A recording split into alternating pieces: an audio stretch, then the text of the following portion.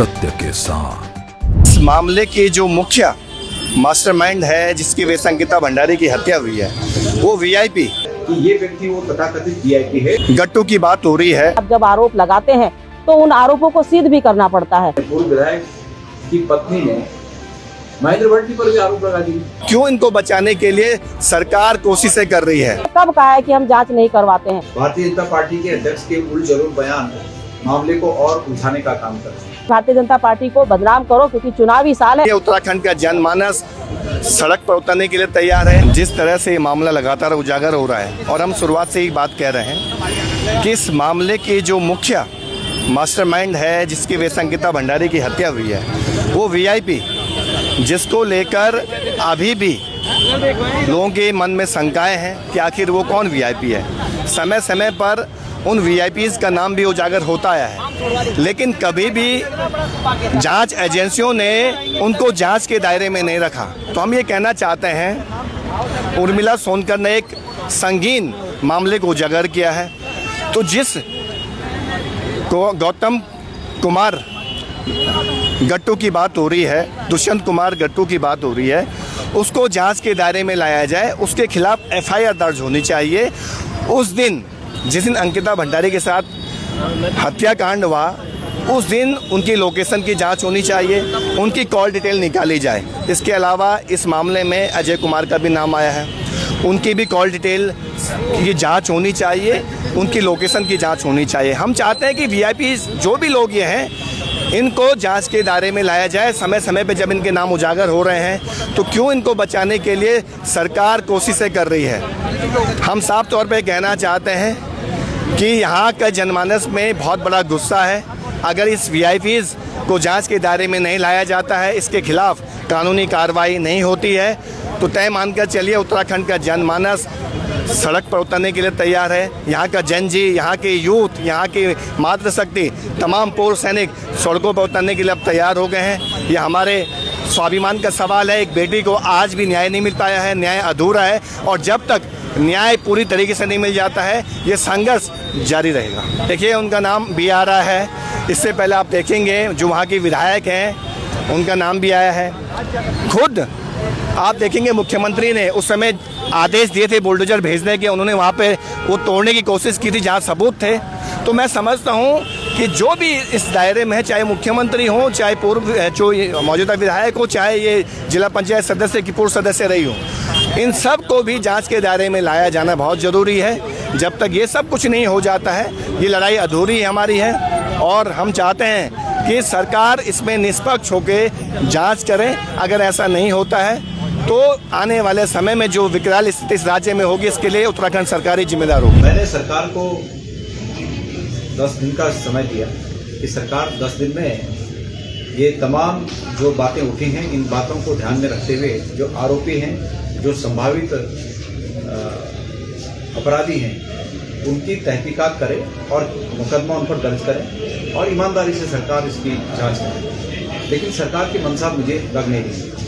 Bharatiya Janata party के अध्यक्ष के उलझुल बयान सामने आ रहे हैं। भारतीय जनता पार्टी के अध्यक्ष के उलझुल बयान मामले को और उलझाने का काम कर रहे हैं।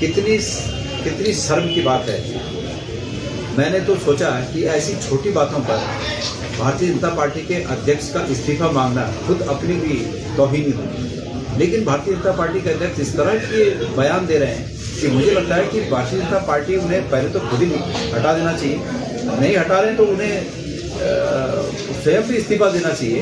क्या बात करते हैं वो कह रहे हैं कि भाई एक व्यक्ति का नाम है कि ये व्यक्ति वो तथाकथित वीआईपी है, और उनकी पार्टी के एक विधायक, पूर्व में जो विधायक रहे हैं, उनका और उनकी पत्नी का आपस का वार्तालाप वायरल हुआ, जिसमें वो कह रहे हैं कि वो यही वीआईपी है। अब क्योंकि किसी व्यक्ति को आरोपी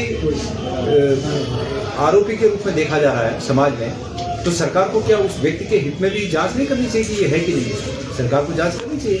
और ऐसे में भट्ट जी कह रहे हैं कि भाई कांग्रेस का तो इससे लेना देना ही नहीं, कांग्रेस का क्या मतलब है इससे? एक अपराध हुआ, कांग्रेस पे कह रही कि जांच होनी चाहिए। भट्ट जी कह रहे हैं कि कांग्रेस ने अनुसूचित जाति का अपमान कर दिया। सच में तो भट्ट जी, आपकी पार्टी ने किसी जाति का अपमान किया है, क्योंकि आप उनकी जाति बता रहे हैं। एक अपराधी, संभावित रूप में जो अपराधी है, उसकी जाति को बताकर आप एक वर्ग का अपमान कर रहे हैं। फिर उसके बाद कल मैं और सुन रहा हूँ, मैं कल तक तो चुप रहा कि भाई चलो एक बार इन्होंने गलती कर दी। अब कल क्या बोल रहे हैं कि मेरे, अब मैंने सुना कि जिन उनकी पत्नी ने, पूर्व विधायक की पत्नी ने महेंद्र भट्ट जी पर भी आरोप लगा दी कि भाई ये मेरे से इन्होंने मेरे से क्या क्या बातें की, क्या मैं उन बातों को सार्वजनिक कर दूँ, ये कुछ कहा उन्होंने इस तरह। अब वो कह रहे हैं कि मेरे को ऐसा बोल दिया तो ब्राह्मणों का अपमान कर दिया। तो क्या फजूल की बातें हैं ये? अगर महेंद्र भट्ट जी आपने ऐसे कृत्य किए हैं तो ब्राह्मणों का अपमान आपने किया, और अगर आपकी पार्टी के किसी पदाधिकारी ने किसी जाति के लोग हों, अगर उन्होंने कोई गलत काम किया है तो उस जाति का अपमान उन्होंने किया है। और जहाँ तक कांग्रेस पार्टी का प्रश्न है, कांग्रेस पार्टी जांच की मांग कर रही है। इस सरकार को जांच करनी पड़ेगी। हम इस सरकार को यहाँ से दिल्ली तक नहीं छोड़ेंगे, ये जांच इनको करनी पड़ेगी। और मुझे लगता है कि उस बेटी की आत्मा चीख कर पुकार रही है कि मुझे न्याय दो। और ये समय समय पर ये बातें जो उबाल ले रही हैं, ये उसी का परिणाम है कि उसकी आत्मा को शांति नहीं मिल पाई। तो इसलिए हम यहाँ से दिल्ली तक नहीं छोड़ेंगे इनको। देखिए, संगठन का काम है और संगठन इन सारी चीजों को करेगा, लेकिन कोई भी व्यक्ति जब बयान देता है या सोशल मीडिया पर किसी चीज को या किसी वक्तव्य को कहने का काम करता है, तो मुझे लगता है कि बहुत सोच समझकर कहना चाहिए। किसी भी व्यक्ति के ऊपर आप जब आरोप लगाते हैं तो उन आरोपों को सिद्ध भी करना पड़ता है। आप आरोप लगाकर ऐसे मैदान छोड़ करके नहीं जा सकते। अगर आप आरोप सिद्ध नहीं कर सकते तो आपको आरोप लगाने का अधिकार भी नहीं है। आप ऐसे ही किसी के मान सम्मान को ठेस पहुंचा देंगे, समाज में उनकी प्रतिष्ठा को धूमिल करने का काम करेंगे, क्योंकि वो एक प्रतिष्ठित व्यक्ति है, हमारे सांसद है, प्रदेश अध्यक्ष है। तो इस तरीके के बयान आप सोशल मीडिया पर अगर देते हैं तो कहीं ना कहीं आपको समाज का और अपने जो वक्तव्य है उसके बारे में सोचना चाहिए और समझना भी चाहिए। और इस तरीके से राजनीति में इस सोशल मीडिया पर आकर के चमकना, ये राजनीतिक स्टंट हो सकता है, क्योंकि लग रहा है कि कहीं ना कहीं एक षड्यंत्र का हिस्सा है। और षड्यंत्र के तहत जिस तरीके से कुछ लोग, विपक्षी दल की अगर मैं बात करूं तो कहीं ना कहीं ये उनका ये षड्यंत्र नजर आ रहा है। और ये सब मिली भगत के साथ हो रहा है कि भारतीय जनता पार्टी को बदनाम करो, क्योंकि चुनावी साल है। तो लग रहा है विपक्षों की एक बटेर उनके हाथ लग गई और वो 2027 का सपना पूरा करेंगे। तो ये सपना उनका पूरा नहीं होगा। मैं उनको स्पष्ट बताना चाहती हूँ कि कांग्रेस की नीयत और सोच और मानसिकता जिस तरीके से प्रदेश की जनता के सामने आई है, वो भली बातें जानती है। 2027 में एक बार फिर भारतीय जनता पार्टी को ही जनता यहाँ की वोट देने का काम करेगी। इस तरह के झूठे वीडियो डाल करके या सोशल मीडिया पर स्टंटबाजी करना और राजनीतिक तौर पर खासकर बदनाम करने की कोशिश करना, ये जनता जानती है। तो इसलिए इसकी हमें कोई ज्यादा इतनी चिंता नहीं है। और माननीय अध्यक्ष जी का जो सम्मान है वो हमेशा समाज में बरकरार रहता है। पूर्व सीएम जो त्रिवेंद्र सिंह रावत, उन्होंने तो समर्थन किया, उन्होंने कहा है कि जांच होनी चाहिए, कार्रवाई होनी चाहिए। देखिए, भारतीय जनता पार्टी ने कब मना किया है किसी भी जांच के लिए, या भारतीय जनता पार्टी ने कब कहा है कि हम जांच नहीं करवाते हैं? कानून ने अपना काम किया है। हमारी बहन अंकिता भंडारी को न्याय दिलाने का काम करवाया, अपने सरकारी वकील देने का काम किया उनको। और मुझे बताइए, जो लोग आरोप लगा रहे हैं वो कितनी बार कोर्ट में जाके खड़े हुए, वो कितनी बार अंकिता भंडारी के लिए अपने वकील लेकर के गए हैं। अगर उनको लग रहा था कि इसमें कुछ अन्याय हो रहा है, न्याय ठीक से नहीं हो रहा है, तो जाते और पैरवी करते और अपील करते।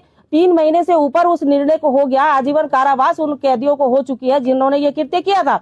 आज अगर आपको लगता है गलत था तो 3 महीने का समय होता, जाके अपील करते। लेकिन कहीं ना कहीं विपक्ष केवल राजनीति करता है, सड़कों पर हा उल्ला मचा करके मीडिया की सुर्खियां बनना चाहता है, सोशल मीडिया की सुर्खियां बनना चाहता है, लेकिन सबूत उनके पास कुछ होते नहीं है। बस आरोप लगा करके जनता के बीच में सिर्फ और सिर्फ अपने आप को चमकाने की कोशिश में जो विपक्ष या अन्य और भी जो लोग लगे हुए हैं, वो कहीं ना कहीं देख रहे हैं कानून अपना काम करता है। कानून से अगर आपको दिक्कत है तो आप जाएं और वहां पर अपील करने का काम करें, पर ये इस तरह की स्टंटबाजी ठीक नहीं होती।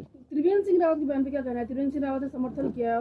त्रिवेंद्र रावत जी हमारे बहुत ही वरिष्ठ नेता हैं और उन्होंने इस तरह से जो कहा है कि सीबीआई की जांच होनी चाहिए, मुझे लगता है कि देखिए हर तरीके की जांचें होती हैं और पार्टी ने कभी मना नहीं किया, सरकार ने भी कभी मना नहीं किया। जो भी उचित है हमारी अंकिता बहन के न्याय के लिए, वो हमेशा सरकार ने काम किया है उसमें। और भारतीय जनता पार्टी ने कब बोला है कि जांच नहीं होनी चाहिए? मुझे लगता है कि इन सारी चीजों को एक तूल देने की कोशिश की जा रही है और वो बहुत वरिष्ठ हमारे नेता है। अगर उन्होंने कोई चीजें इस तरीके की बोली है तो हम मना थोड़ी कर रहे हैं किसी चीज के लिए। जो गलत है वो न्यायिक प्रक्रिया में है और न्याय उसका ध्यान देगा, कानून अपना काम करेगा और कानून के दायरे में सब आते हैं। तो मुझे लगता है कि उससे बढ़कर कोई नहीं हो सकता, चाहे विपक्ष हो और चाहे सत्ता पक्ष हो, कानून के दायरे में सब आते हैं, कानून से बड़ा कोई नहीं है।